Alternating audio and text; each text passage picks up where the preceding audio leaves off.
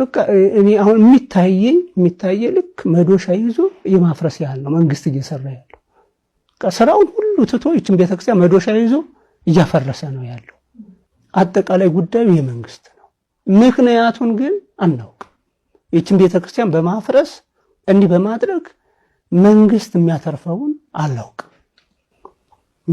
አገር እያፈረሱ ቤተክርስቲያን እያፈረሱ ብልጽግና ይባል። ብልጽግና መበልጸግ፣ ማደግ፣ መለወጥ፣ ከድህነት መውጣት ነው። ይህ ከድህነት መውጣት ሲባል ካስተሳሰብ ድህነት ከአይምሮአዊ ድህነትም ጭምር መውጣት ነው። አሁን ግን በጣም ወደ ትልቅ ድህነት እንጦሮጦስ እየወረደ ነው። አገር አፍርሶ እችን አገር የሆነች ቤተክርስቲያንን አፍርሶ ብልጽግና ይባል፣ እድገት ልማት አይባልም። ይህ ትልቅ ስብራት ነው። መዶሻ ይዞ የለማችውን አገር የሆነችውን ቤተክርስቲያን እያፈረሰ ልማት ብልጽግና አይባልም፣ አይታሰብ። 100 ምናምን ዓመት የፈጀ አንድ ቤተክርስቲያን የቆየ የጠገብ ቤተክርስቲያን አቃጥሎ ጭምር የህዝቡን እምነት በዚህ ደረጃ መገዳደር እኔ ይሄ በየትኛውም ዘመን ላይ ያደረገ ምናልባት በነ ዮዲት ጉዲት ምናልባት በነ ግራኝ አህመድ ዘመን ካልሆነ በስተቀር ቤተክርስቲያን በዚህ በብልጽግና ዘመን ላይ እንደገጠማት አይነት ችግር ገጥሟት አያውቅም። ይሄ መንግስት የሚመረጠው ይሄ መንግስት የሚመራው ሰውን አይደለም ወይ? የዜጋ ነፍስ እኮ ልዩነት የለውም። የምትመራው ህዝብ እንዲህ እንትን ሲል እንዴት ነው ምረጡኝ የምትለው? ዜጎች ለቅሷቸውን ጥለው የልጃቸውን ቀብር ጥለው መረጡኝ ያለ መንግስት በምርጫ ዋዜማ ደግሞ እንዲህ ሲጨፈጨፍ ሰው ምንድነው የሚሰማው? ለምንድነው የነሱን ማውራት ያልተቻለው?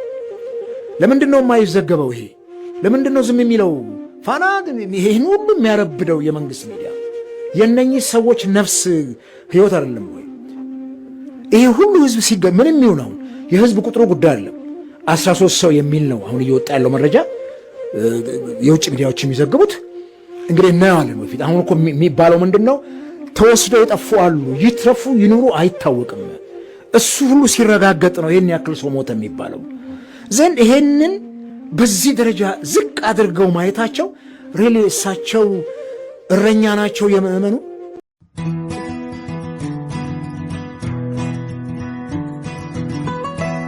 እየተገደልን እንበዛለን።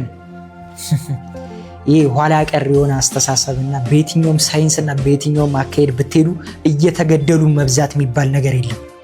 ቲክቶከር ሆንክ፣ አርቲስት ሆንክ፣ ጋዜጠኛ ሆንክ፣ እግዚአብሔር ጸጋ ሰጥቶ ሰው ላይ ተደራሽ እየሆንክ ስትሰራ የነበርክ በሙሉ በዚህ ሰዓት ያንተ ሚሊየን ቪው እና ያንተ ሚሊየን ፎሎወር ለታረዱት አባቶቻችንና እንደ ግፋፎ እንደ ደመራ እየተቀጣጠለች ላለችው ቤተክርስቲያናችን ድምጽ ካልሆነ ጥንቅር ብሎ ይቀር።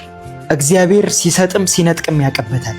ምንም ቢሆን የተገደሉት አባቶቻችን በእግዚአብሔር ፊት ክብርና ሰማዕትነትን ተቀብሏል። እኔና እናንተ ግን ነገ በየሜዳው በወጣንበት ስንቀር ከዚች ዓለም ተሰናብተ ስትሄድ በእግዚአብሔር ፊት ትጠየቅበታል።